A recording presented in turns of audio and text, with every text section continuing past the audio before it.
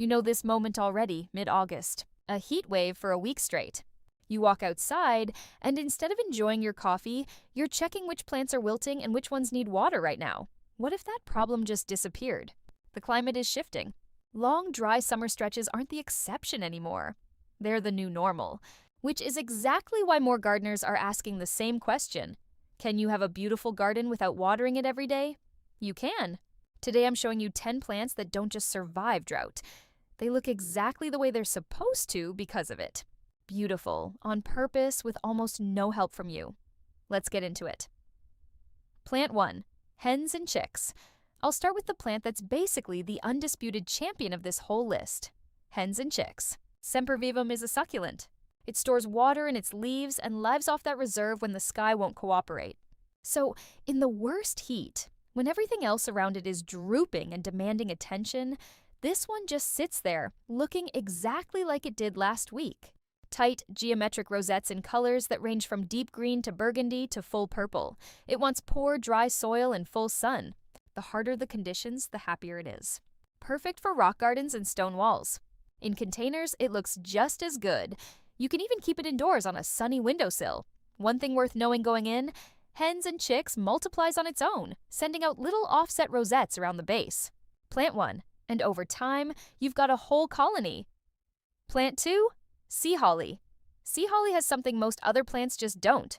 Rugged good looks. Spiky silvery blue bracts, steel blue flowers, stiff upright stems built for hard conditions. It thrives exactly where other plants give up, on slopes, rocky ground, straight gravel. Full sun, dry alkaline soil, and otherwise left alone. Here's the detail that makes it worth planting. It holds its striking shape long after it's done blooming. Cut it for dried arrangements, and it looks just as good months later as it did in the garden. It asks for almost nothing. And obviously, it doesn't need to be watered. Plant 3, ice plant. There's one plant on this list that's going to surprise you with how intense its color actually gets. Ice plant.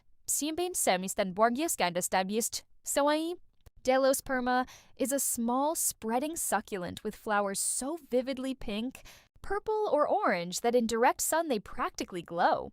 It blooms long and heavy, forming a thick, colorful mat across the ground. It needs full sun and sharply drained, dry soil.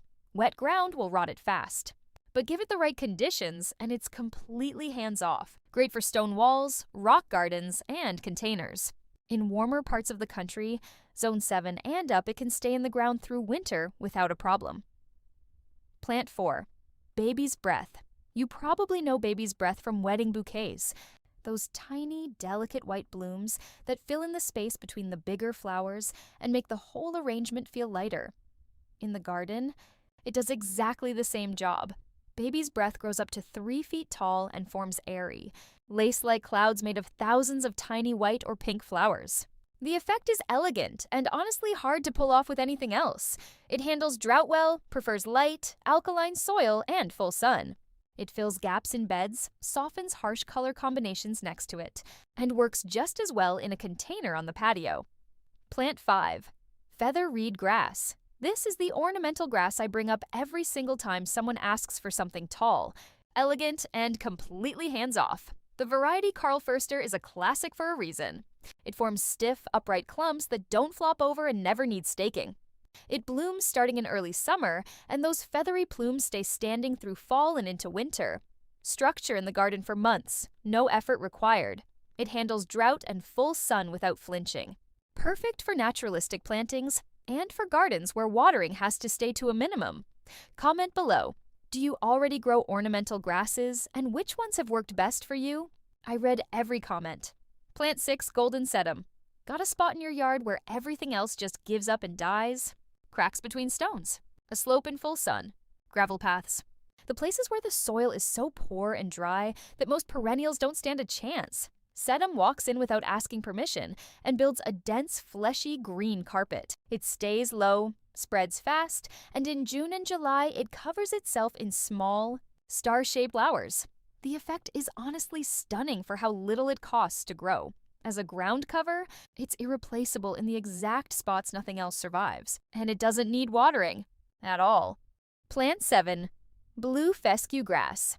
If you want a plant that gives your yard a clean, modern look with zero maintenance, Blue fescue is the answer. Short, stiff, silvery blue. It forms tight, symmetrical clumps that never need trimming and never spread past where you put them.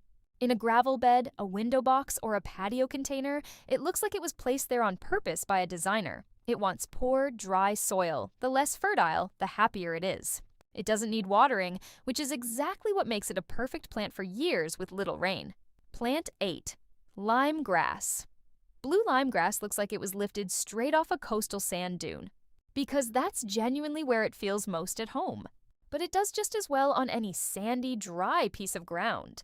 Silvery blue blades form dense clumps that look great paired with perennials and yarrow. It shrugs off drought and strong wind, 2 things that wreck most other plants.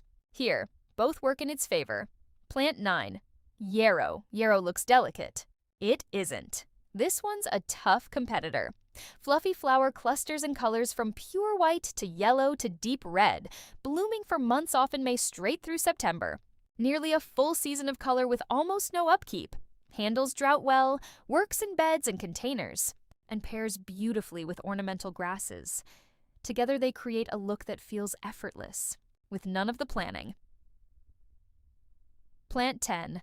Adam's Needle Yucca. And to close things out, a plant that looks like it wandered into your yard from somewhere else entirely.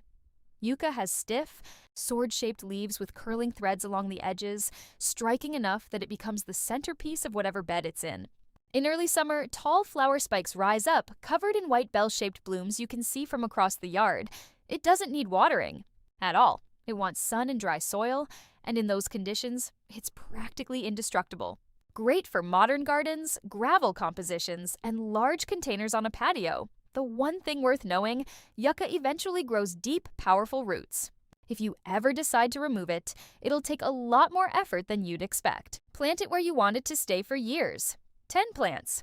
10 answers to a garden that stops being a joy in summer and turns into a chore. The drought isn't going away. If anything, it's only going to get more noticeable year after year. But with the right plants, you can just stop worrying about it. Plant once, water it in, and let the garden take it from there. None of these need daily babying, a sprinkler system, or you standing out there every evening with a hose. Mix a few of them together. A grass for height, a sedum or 2 for the ground, something flowering for color. And you get a bed that looks intentional in every season, not just the ones you manage to keep watered. The next heat wave is coming either way. The only real question is whether your garden notices it, or just keeps doing what it's already doing. Tell me in the comments which plant on this list surprised you the most, and whether you're already growing one of them. See you in the next one.